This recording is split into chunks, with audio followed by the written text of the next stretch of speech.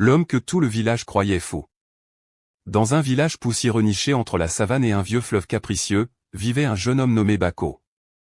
Bako ne ressemblait à personne d'autre.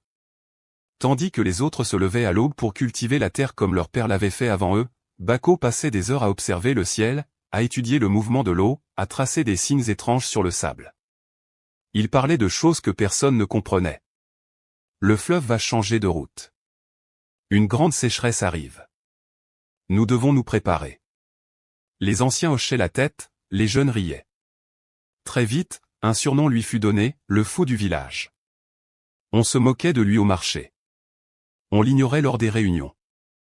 Même sa famille avait honte lorsqu'il prenait la parole. Mais Bako n'insistait pas. Il continuait à creuser seul de petits canaux loin du village.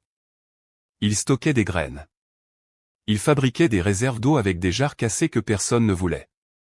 On le voyait travailler sous le soleil brûlant, parlant parfois à voix basse comme s'il dialoguait avec l'avenir.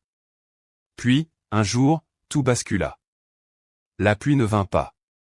Les semaines passèrent. Les champs se desséchèrent. Le fleuve, jadis généreux, se retira brutalement, laissant derrière lui une terre craquelée. La famine frappa le village. Les anciens se réunirent, inquiets. Les solutions traditionnelles échouèrent. Les prières semblaient rester sans réponse. C'est alors qu'un enfant osa parler. Bako disait que cela arriverait. Un silence lourd tomba sur l'assemblée. Par désespoir, on envoya chercher celui qu'on avait toujours méprisé. Bako arriva calmement. Il ne reprocha rien. Il montra. Il guida le village vers les canaux qu'il avait creusés en secret. L'eau y circulait encore. Il ouvrit ses réserves de graines adaptées à la sécheresse. Il expliqua comment rationner, comment irriguer autrement, comment survivre. Grâce à lui, le village tint bon. Quand la pluie revint enfin, le village était toujours debout. Cette fois, quand Bako parla, tout le monde écouta. Mais il se contenta de dire une seule phrase. La vision précède toujours la reconnaissance. Ce que vous appelez folie aujourd'hui est parfois la sagesse de demain.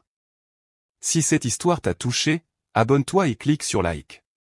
Chaque abonnement nous aide à te raconter encore plus d'histoires incroyables et inspirantes. Ne rate pas les prochaines aventures.